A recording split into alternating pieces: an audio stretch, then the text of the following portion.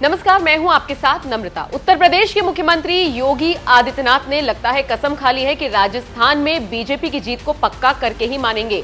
तभी तो जिस तरह से राजस्थान के अलवर में उन्होंने एक बहुत बड़ी जनसभा को संबोधित किया और वहां पर उनको देखने के लिए, उनको सुनने के लिए जिस तरह का जन सैलाब उमड़ा, उसने ये साबित कर दिया कि योगी आदित्यनाथ ने अकेले अपने दम पर बीजेपी की जीत राजस्थान में पक्की कर ली है। आप जानते ही हैं, पिछले कुछ वक्त से राजस्थान में सियासी उलटफेर चल रहा है।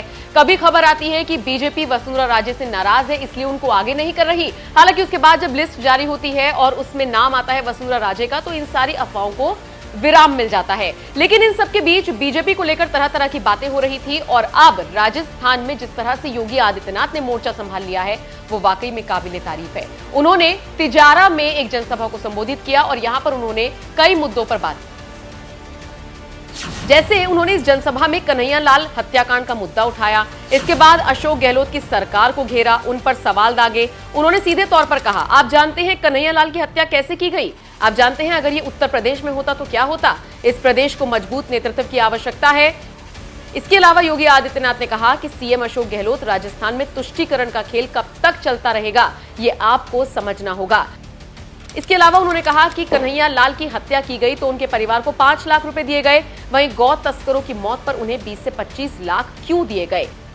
इस तरीके से योगी आदित्यनाथ डंके की चोट पर बयानबाजी करते हुए नजर आए। इसके साथ साथ उन्होंने इजराइल और हमास के बीच जो जंग छिड़ी हुई है उस पर भी अपनी राय रखी और कहा कि इजराइल तालिबान मानसिकता को कुचल रहा है।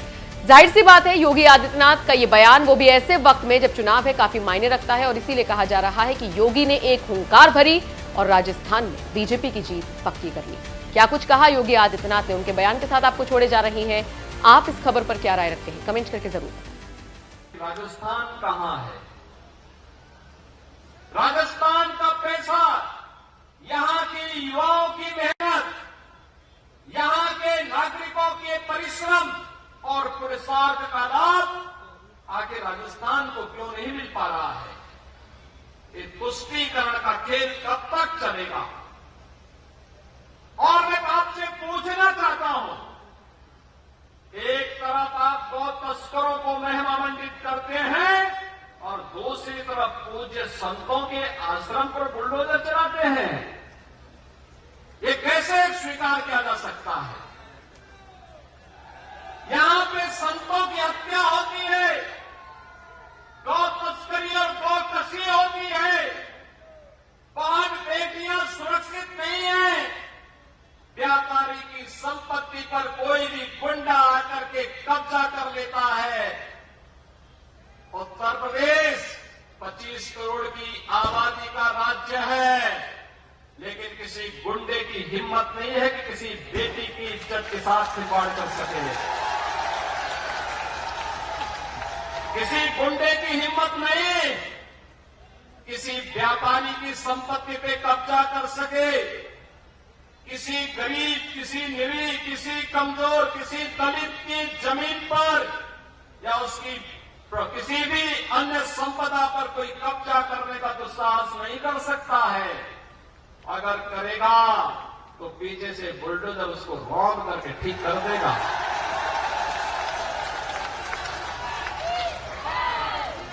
किसी संत की तरफ टेढ़ी नजर से कोई गुंडा नहीं देख सकता। बेटी को सुरक्षा है तो पूज्य संतों का सम्मान भी है। गरीब जहां बसा है, जहां गरीब बसा है, वहीं पे उसको जमीन का पट्टा भी दे दिया गया, उसका आवास भी बनाया जा रहा है। जहां संत का आश्रम है, वहीं पर उस आश्रम के लिए सरकार से भी सहयोग किया जा रहा है। और प्रदेश के अंदर, उत्तर प्रदेश 25 करोड़ की आबादी है। लंपी डिजीज से उत्तर प्रदेश में गोवंश को नुकसान नहीं। एक एक गौ माता को सर्वे देवा स्थिता देहे सर्वदेव मही को, सभी देवी देवताओं का निवास जिस गौ माता में हमने माना, उस गौ माता को बीमारी से भी बचाया और बूचड़ों से भी बचाने का काम प्रभावी ढंग से हम कर सकते हैं। राजस्थान में आप क्यों विफल हो गए? क्यों विफल हो गए? निष्ठा नहीं थी। कांग्रेसी केवल मुद्दा बुलाना चाहते थे और परिणाम क्या था? भारी संख्या में गोवंश को नुकसान होता है राजस्थान में और लंपी डिजीज बड़ी भयावह रूप में आकर के आस्था को भी ठेस पहुंचाया था। उस गरीब किसान के पे क्या बीती होगी जिसका मूल्य गोधन लंपी डिजीज की चपेट में आकर के उसको आर्थिक नुकसान किया हो। लेकिन सरकार राजस्थान की मानने वाली नहीं थी। वहां तो गौ तस्करों को बढ़ाने वाली सरकार है। राजस्थान में कांग्रेस की सरकार तो हिंदू विरोधी है। पेशेवर गुंडा और अपराधियों को प्रश्रय देती है।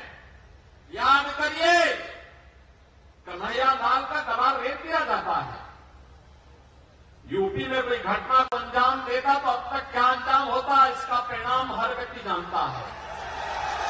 लेकिन राजस्थान में लगता है सरकार की रीढ़ ही नहीं, एक रीढ़विहीन सरकार किस तरीके से यहां पर अत्याचार को, अनाचार को, गुंडागर्दी को, अव्यवस्था को प्रश्रय दे रही है, इसके नमूने हैं पूज्य संतों का। जिस तरीके से पूज्य संतों के आश्रम पर यहां पर हमले किए गए सरकार के संरक्षण में, वहां पर उन्हें पानित किया गया। जिस तरीके से बेटियों के साथ जो व्यवहार यहां पर हुआ, ये क्या दिखाता है? भाइयों बहनों, आज इसीलिए आप सबसे हम कहने के लिए आए हैं,